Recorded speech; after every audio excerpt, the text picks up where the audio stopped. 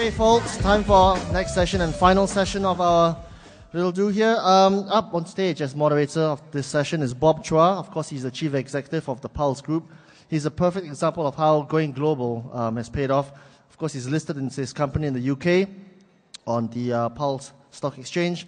With him on stage, of course, are Kulveer, Taggar, the co-founder of Auctomatic, as well as Tagstand, Henrik, Scheel, co-founder, chief executive of Sputnik 5, Philippe, founder of JadeStudioProductions, Paul Bragiel, co-founder of Lefora Ventures and partner at IO Ventures. These chaps will be discussing how to use the story of the founders to raise awareness and PR for their companies. Please join our hands for our gentleman on stage. Thank you. Thank you. All right, can you all hear us? Great. Okay, we've got our final panelists here. Thanks for joining us. Okay, we've got an hour to talk about startups going global and asking all our fellow panelists about their experience and comments, observations of the past 2 days. But before we start that, I'm just going to get each and every one of them to give a very short introduction of themselves before we start the whole session. So, Henrik, do you want to start? Sure. We're going to end with Philippe. Yeah, hi everyone. My name is Henrik Scheel. I'm co-founder of Sputnik 5 and the Startup Experience. Grew up in Denmark, and then during my engineering studies, we founded Sputnik 5 as a cool kind of student job. But then I started out working in this big clean tech company doing wind turbines, and then their global research department did some cool innovation, but realized that being in a corporate company might not be the best thing for me. So decided to go full-time on the startup and was looking at our company, and would this really be a company that could go global? Does it have the high growth potential? And decided that we probably needed to learn some more about going global and building a real high growth company. So I moved to Silicon Valley about a year and a half ago. And it's just been quite a journey. Has learned a lot about building companies from many of these guys, and has basically, spent the first year just networking, going to as many conferences as possible, sitting down with people, getting intros. Finally found this opportunity in building a cool program to teach entrepreneurship, utilizing game mechanics and some of the lessons learned from Silicon Valley. And found the right partnerships, and that's what we're doing now, scaling up this startup experience program all over the world. Awesome. Thanks for being here. Paul? Hi, my name is Paul Bragiel. I run a small early-stage accelerator in San Francisco called IO Ventures. It was founded by myself and my 3 partners who started companies like MySpace, BitTorrent, and HotOrNot.com. So the 4 of us started about 2 years ago, and we had this vision of building out what we consider almost like an entrepreneur clubhouse. So we kind of went out there, bought a really cool building in the city, and we invite everybody to come in and hang out. We actually have part of our building was open to the public. I invite all you guys, if you're ever in San Francisco, come and stop by, grab a coffee, hang out with us. And then also we do an early stage kind of accelerator for 3 months where we pick the best companies we can find from all around the world and work very closely with them and make sure they meet all the best people. And actually, most of the speakers at this event have come in and hung out at our building and kind of given advice to a lot of the startups. Before this, I started 3 companies. I ran 1 game studio in the late 90s, early 2000s, did quite well. We were involved in about 40 games over a 5-year period. After that, I started a company called Metro, which is kind of the first location-based social network. That was a mega failure. Lost a lot of money. That sucked. And then I started a company called Lefora, where I started with my brother, who you guys met as well, and my other co-founders. And that company we got acquired about a year and a half ago. And so, yeah, now I'm working at IO full-time and here to hang out with you guys and give you my 2 cents always. Cool. Thanks for being here. Kulveer? Hello everyone, my name's Kulveer Taggar. I'm a 2-time entrepreneur. My current startup is called Tagstand.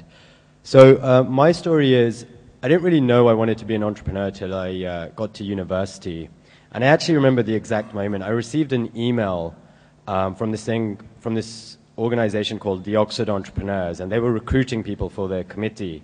And just the way that this email was written, like, I could just tell that the people who were going to join this or become a part of this team would be like really, really dynamic and interesting people. So anyways, I applied, I ended up joining, and then I ended up becoming the president of the society. And it was through becoming president of that society that I actually got to go to an event like this in England. It was called Silicon Valley Comes to Oxford. And I was like the only student that was allowed to go to the dinner that they put on for all the panelists afterwards.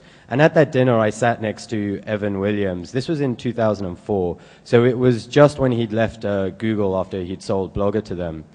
And, you know, I hit it off with him. And at the same time, I started my first company, which was a marketplace for students. And he became a mentor, and I gave him some shares in the company. And then I took a trip out to San Francisco, and I didn't really have any idea about Silicon Valley. But when I went there, I was just blown away. Like, I saw the offices, I saw the culture of productivity, the fact that, you know, nobody cares what you look like, what you wear. It's all about, you know, your merit or how good you are at what you do. And then my default path was actually to become an investment banker in London. And oh my God, I wouldn't have lasted in that job anyway. Like, little things like having to shave every day used to like piss me off, and wearing a suit and having to wake up at 6 o'clock in the morning and be at my desk by 7. And so I probably wouldn't have lasted in that job anyway. And then we stumbled on this thing called Y Combinator, which was an early stage startup fund. And so after struggling for about a year in London, we applied to Y Combinator, and I had no idea that they'd accept international applications or even non-engineers, because I didn't know how to code. But we just applied, and then when Paul Graham, the founder of Y Combinator, saw that Evan Williams was my mentor and he had shares in our company, he was like, okay, you guys are in. And then pretty much I moved to the Valley in 2007. We changed our idea. We built software for eBay power sellers, and then we were really lucky. We were acquired 18 months later. Then I moved to Vancouver, Canada, and kind of hung out for a few years, and now I'm starting my second company. Fantastic, great story. Philippe, you want to tell us a bit about yourself by way of presentation, or perhaps yes, well, beforehand? I'll start introducing myself. My name is Philippe Lee, and I'm the owner of JadeStudioProductions. And I am not in high tech, but I own a multimedia company consisting of photography, video, graphic design, and bookbinding.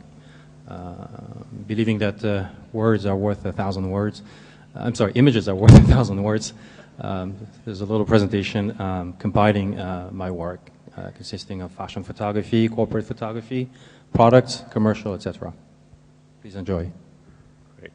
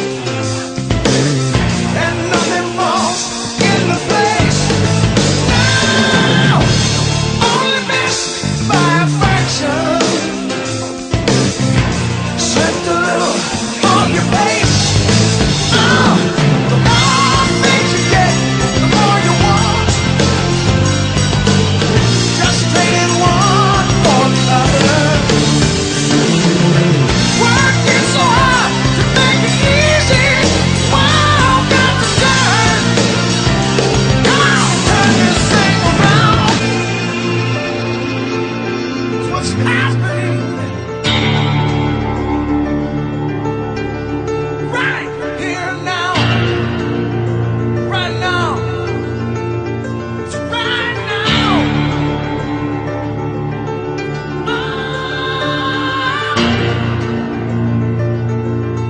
Tell me, what are you waiting for?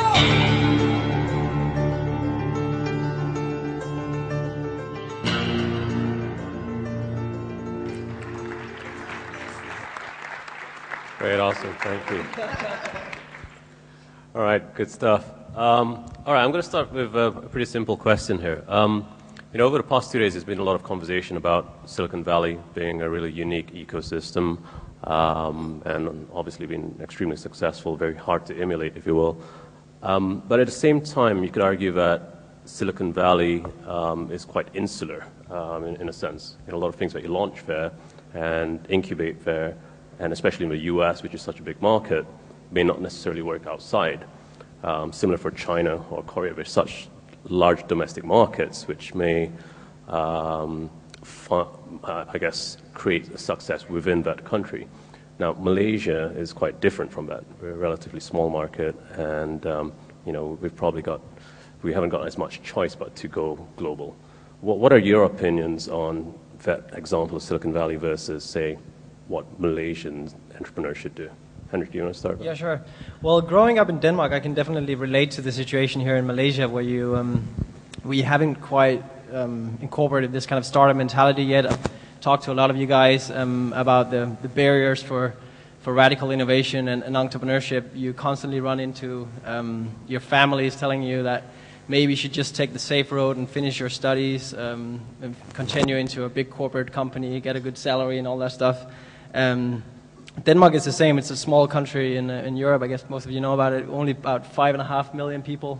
So it's also a very small home market. So we started locally. Actually, we started as a management consulting company, helping large international companies to innovate and kind of to implement design thinking, systematic creativity, and all this stuff. So we did a lot of strategy development and concept and product development for large companies locally, and that was pretty good, but realized quickly that being a consultant is not a scalable business. So I just found out that I had to go somewhere to learn about scalability and learning about how to build a global company, and Silicon Valley it's just been an amazing experience to go there and to learn from those people who definitely know how to build a global company. So it's a great idea for people who don't grow up in Silicon Valley to you can surf the internet, you can basically look at all the videos and really learn those lessons from the Silicon Valley founders.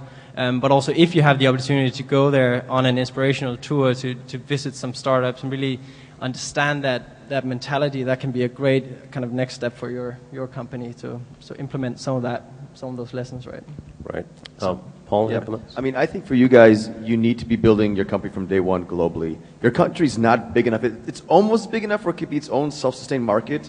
I've seen people kind of fall into a trap where the country's just, it could almost sustain most of these tech companies, but I don't think it's big enough. So you should immediately just start building something as if you were in Silicon Valley. Like, literally just sit down in your head, close your eyes, and think you're sitting in a desk right next to me, and build a product you think everybody would want to use. I think that'll make you guys grow much quicker, and you won't be having as many of these kind of dead-end conversations or your product not being a big enough type of thing. So I would recommend just immediately think outside of this country and see what happens. I mean, you could use this country as a test bed to put a product out there and see what happens, but it should be always the focus that you're going to go out there immediately as soon as possible.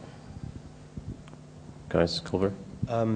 Yes, so I remember when I was in England trying to do a startup, and then I moved to the Valley, and I just noticed a ton of differences. And one of the ones was this idea of like telling a story.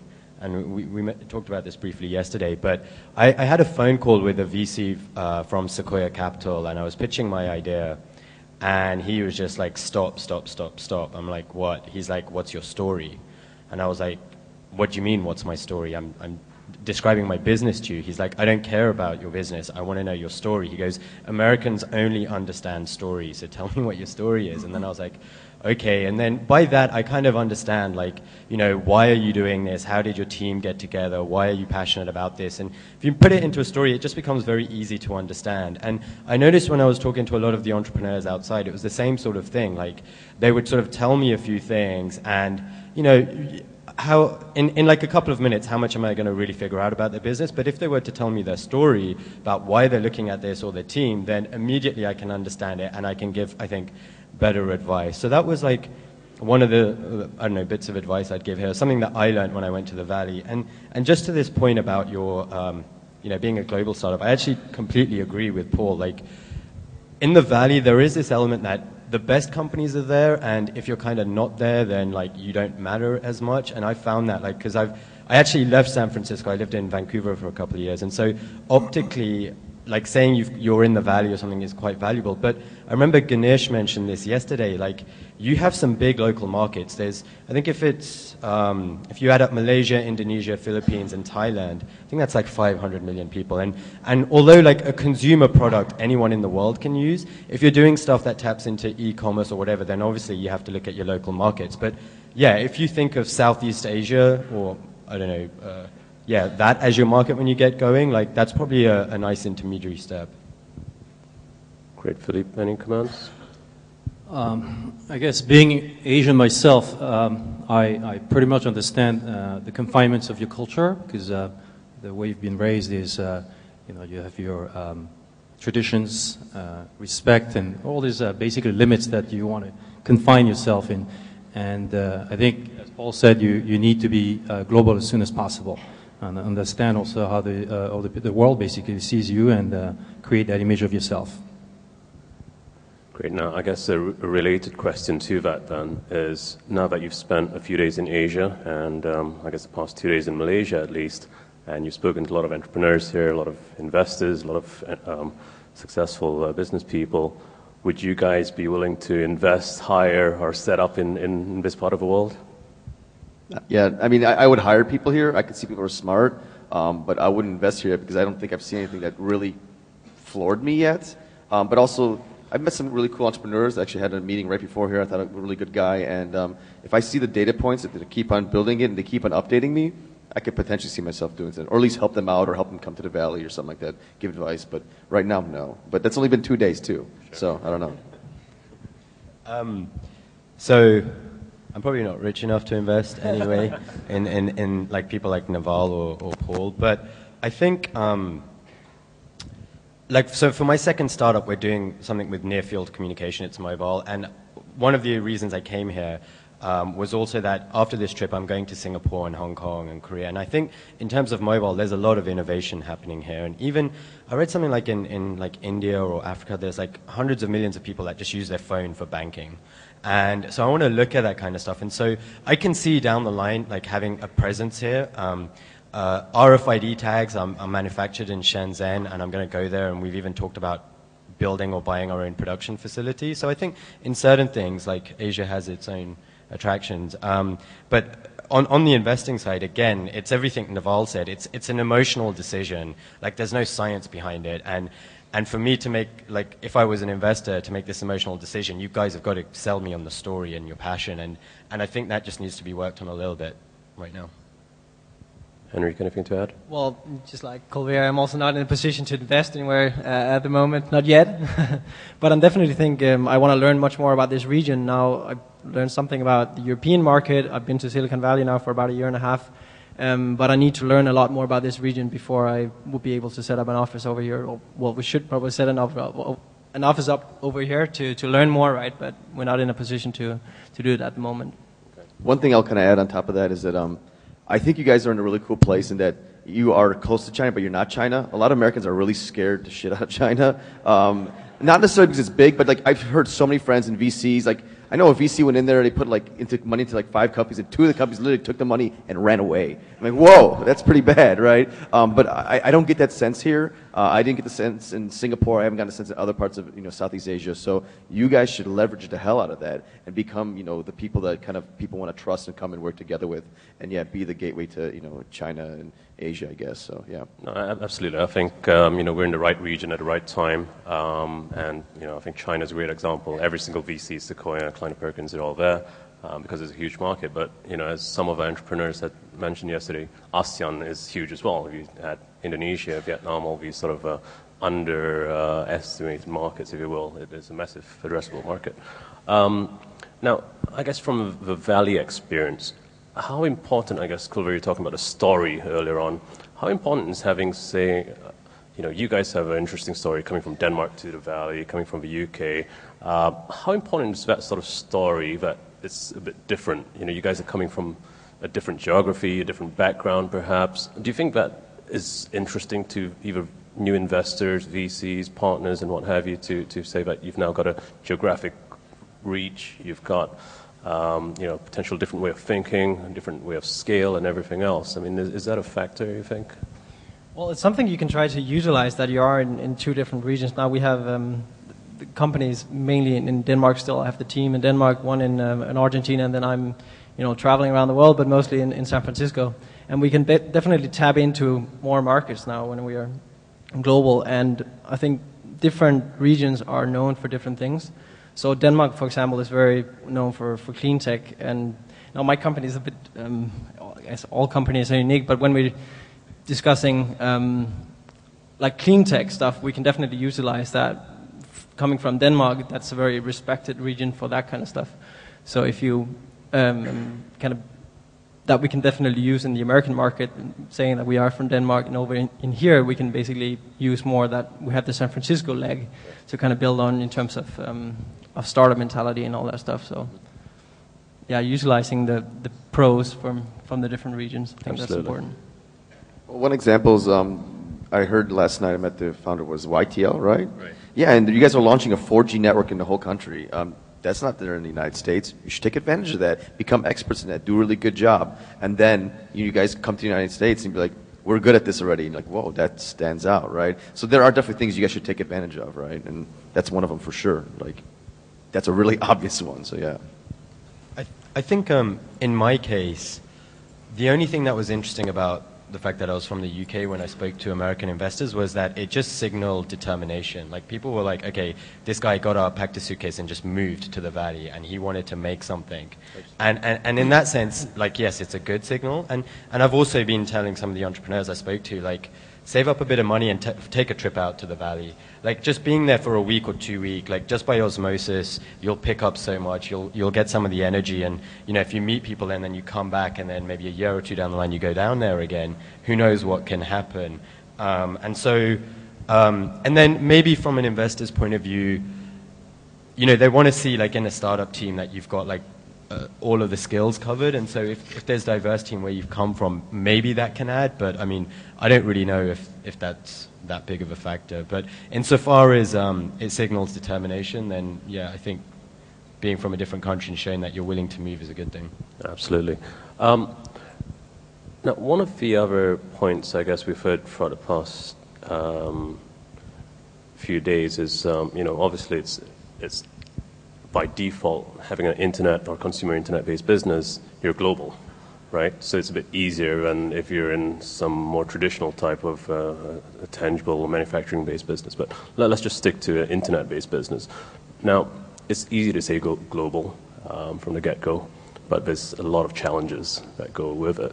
Now, based on your experiences, based on your observations, what would you share with the audience here as to what they should be cautious on when saying, let's go global from the get-go? Well, in terms of customer acquisition and building a global brand, I think we have benefited tremendously from having partnered up with Intel, for example. So it's extremely important to build your credentials in the beginning to be legit. And as a person, when you're networking around, you're starting to to build your personal resume, and then people will start introducing you to other people who you can really benefit from knowing. But also as a company, to have somebody to say that these guys are actually legit, these guys are good. So we finally landed Intel as a partner, and that has been, definitely a huge step forward, because then other people will recognize that, okay, if this big giant will recognize you as a partner, then you have something to contribute with, right? So, yeah. One warning about being global is sometimes you put a product out there and you get traction in weird places. Like all of a sudden your stuff's blowing up in India and Brazil and stuff like that. That's really cool to have, but I would be cautious about that, because if it's not going to help your business because if the CPM rates are really low, or the customers don't pay anything there, or they don't have PayPal in that country, just step back and really focus on one or two countries that are big enough, like United States or maybe like Western Europe. Well, it's not one country, but European Union rather. But yeah, if you're going to certain places that are kind of, don't get seduced by like being big in places that might not be helpful to your business originally. That's like one little tip I would say. And do you guys have any advice how to maintain a business to be competitive in global or in? Yeah, thank you. Maintaining business is very much a day-to-day thing. It just takes perseverance. I mean, there's no magical formula. You just got to wake up every day and keep on doing stuff, right? If you just become lazy and you're not working on things, it's going to die. If you don't pay attention to it, it's going to wither and kind of go away. But if you just keep on going at it and you have a singular focus to keep it alive, it happens. I mean, like, a lot of times when you start a company, you don't know what you're doing. You're just learning along the way, and you're kind of BSing your way through it. So, yeah, just keep on going at it. Keep on learning from people. Keep on talking to people. Keep on trying to sell. And, yeah, the business will stay alive as long as you keep on going. The minute it dies, then, the minute you stop working on it, that's when it dies. I mean, yes, Naval mentioned that thing yesterday, product market fit. So in the early stage of a startup, you're in kind of discovery mode. You're trying to figure out what your business is or what your product is. In that stage, try and keep your costs low. I mean, ideally, you don't have any. It's just your time. And then if you do that, you give yourself a lot more runway and basically time to figure something out. And then once you get to product market fit and you know that, hey, I've built a product that there's real demand for, then, you don't really have to maintain your business. Then it's just a case of growing it, and it will hopefully take on its own momentum. Great. This being said, I'm a firm believer that setting up a business is actually the easiest part, and the toughest part is to maintain the standards at its highest level for a long period of time. Keep that edge and keep being innovative, and this is actually what the toughest part is. Absolutely. Sir? Hi, my name is Mustaqim. Got two questions, one for Philippe and one for Paul. The question for Philippe is, I'm providing a stage for photographers, but for amateur photographers, but seems that all events I do, they are not interested in. Do you have tips for me to get the amateur photographer interested in my event? And for Paul, I want to know if you are interested in investing in animation, in the animation industry. Yeah, thanks. So could you repeat your question? I'm sorry, I apologize, I did not understand. Oh, okay. I want some tips on how to attract amateur photographer to be interested in my event, so that I'm actually providing a stage for them to express their masterpiece. So I want to know, because they're always not interested coming to my events. Maybe you can come see me at the end, and we'll talk about that. This is a kind of a different topic here, so. Okay. All right, let's finish off these four You questions. had a question for me about the animation stuff. I would say no, unless it's some kind of company that's innovating the way animation is doing, or you're building some new technology that could really optimize. It could be applied to many animation studios. But if you're just a traditional animation studio, I'd say no, I don't touch stuff like that. Great, thank you. Matt? Hello, my name is Lisa, and I'm a bit confused. And angry. Drop the bomb. Oh. I am so sorry. I lost my question. You were a bit confused, I think you said. Anybody else give her a second to regain her question? Okay, I think I'm getting mixed information, because yesterday someone said, this is about team building. They say, if you want people to work towards your goal, then you have to find people to believe in it. You have to inspire them. And you have to help people to reach their own goals. But Paul, just now you said that you got 8 people who work for you and you pay them food. And how do you get them to struggle and suffer with you to reach your goals? And because is it inevitable that at the end of the day, your team will have to depart? Because personally, if I were to work with someone, I just learn everything I want, take what I can get, and then leave, because then I'm off to build my own world, my own goal. Yeah, people do leave sometimes, but it's called equity. I gave them a piece of the company. They were building value alongside me. They weren't building it only for me and I got to keep it all. They were building, it was their company too. So that's how I was able to motivate them. So they didn't want to leave because they knew that if they did well, that they could influence the company. Every single day they showed up and really built awesome stuff. They were increasing the value of the company, and that means they're increasing the value of their share in the company. So that's how you get these great companies like Google and Facebook to, and motivate people. But yeah, over time people are going to leave. That's just part of the process. But that's how you get people to go and really, buy into your vision. So when you try to inspire people to, help you work towards your goal, it's not really actually helping them get there. It's just like what they can get, what they can learn from working with you. Is that it? I mean, it's a mixture of both.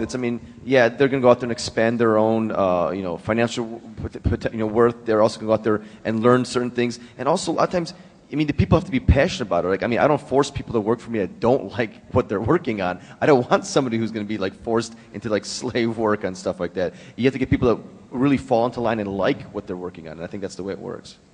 And I think, I know Facebook, for example, in the Valley, engineers, when you have smart people, they want to do their own thing. And Facebook has this attitude that you can come and work for us and we know it's only for a couple of years or a few years, and then go on and start your own thing. And that's fine because they believe when you come to Facebook and work there, you'll learn the skills that you need. And so, in the Valley, it's a given. Usually someone who's an early employee in someone else's startup will go on to start his own thing. And that happened at PayPal and all these other companies, and there's nothing wrong with that. So Max, actually, the guy who founded PayPal, always says, I want you to work for me and this will be the last company you ever work at. You want these entrepreneur people, but you want them maybe right before they take the leap. So yeah, I think that's the type of people you want. Thank you. Yeah, you definitely want to find co-founders who share the vision of the company. If you constantly have to tell them about the vision and try to encourage them and motivate them, they might not be a good co-founder potential. In a big, large corporation, it can be good with the campaigns and the corporate spirit and events and stuff like that. But you simply can't afford to have co-founders who don't share that vision. Absolutely. Okay, 2 minutes more. So very quickly, thank you, ma'am. Sir. Okay, good afternoon, everyone. Hi, I'm Jay, and I'm from the Malaysia Business Plan Competition champion. And I have a very short and I would say sound stupid question. Go for it. Which will continue to my second question. This question is brings to speakers. Do you think making a typo is a serious problem? A typo? Yes, spelling mistake. TYPO, misspelling a word? Exactly. It depends, man. If you add an extra zero on a contract. If you use autocorrect and I don't think it matters. Yeah. Okay, if I have a solution which I can correct all the typos on all your devices and all your applications, do you think how should I actually present this to the investor? Could you repeat the question? I didn't get it. If let's say you say this is very depends, especially this is not serious problem like cancer. Yeah. I'm just solving a so-called small problem, but actually facing everyone here. Yeah. So if I have the solution to solve this problem, especially I can solve in all devices, all applications, how should I actually pitch this to investor? Well, if it's something that a lot of people hate, even if it's a really small problem and you could solve it for everybody in the world, investors are going to be excited. Because they know that's, reducing friction, right? Yeah, of course. The way to do it is to give it to the investor and they'll use your product. Give them a beta or if it's an app. And then if I like it and it works well, then, hey, I'll invest in you. It's that simple. Okay, thank you so much. Great, thank you. All right, last 2 questions because we're running out of time, sir, quickly. Hi, my name is Ashraf. I have a question on revenue or business model. which would you suggest for us to go in terms of providing our service? Is it better to have free service and generate traffic, or is it better to offer like a subscription-based fees and generate less traffic? Which would be more ideal to the VCs? I mean, it depends on the product. Like if you're Facebook, it's got to be free and you just grow to scale. If it's something else, like more like a service, then it's got to be the other way. So what's the product? Well, it's just something that I'm just thinking about, whether it's better to start off by generating more traffic, or to start off by generating revenue from day one onwards. But of course, you have very limited traffic if you start to charge. I would say don't worry about making money straight away. Like, it's actually just pretty hard to make something people want. Like, that's your first problem. If you make something people want, eventually you'll figure a way to make money out of it. All right, thank you. All right, final question, ma'am. Hello, my name is Wenai. I'd like to ask all the panelists the question: who was your inspiration when you began your entrepreneurial journey, and what keeps you creative in this ever-changing world today? What keeps you inspired, and what helps you keep your creativity alive? Thank you. Great question. Okay, cool. Oh God, I think it was actually, so I mentioned the story about I joined Oxford Entrepreneurs. It was the guy who founded that. His name's Bob Goodson. He moved to the Valley. He was the first employee at Yelp, but now he has this company called Quid. And he was just like super productive, super creative, knew what he wanted, and I was just inspired by him. And it was somebody I could relate to. He was another student at Oxford. He was just a couple of years older than me. And then the second one was, I kind of feel like I have no choice but to be an entrepreneur. I honestly don't think I could work in other companies. Like, one thing I've realized about myself is I can only work 3 days at a time. Like, I can work Monday to Wednesday really hard, and then Thursday I just can't do it. And like, I work weird hours. I love working at night. And the other thing I've realized is what motivates me in life is experiences.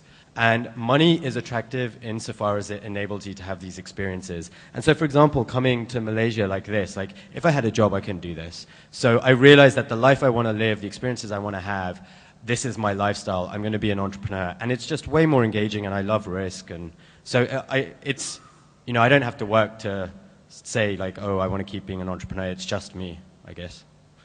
Philippe?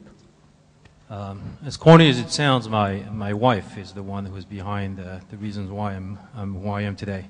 I've had a long corporate career for many, many years and was always bitching about my life.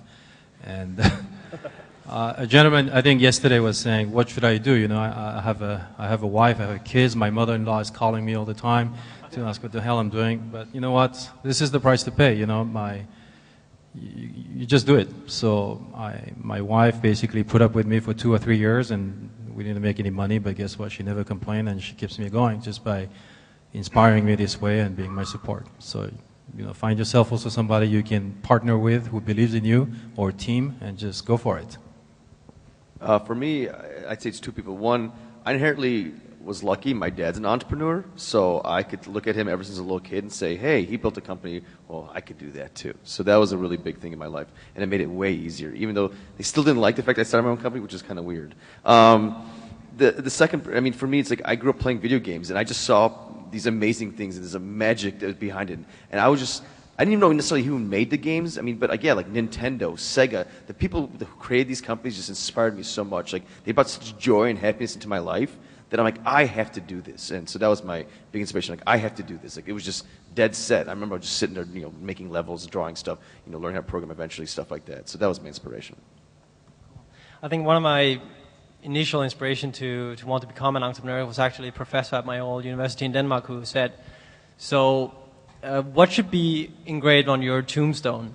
Should it be like, yeah, rest in peace, he was a great dad and a great, you know, family person, or should it be, he changed the world?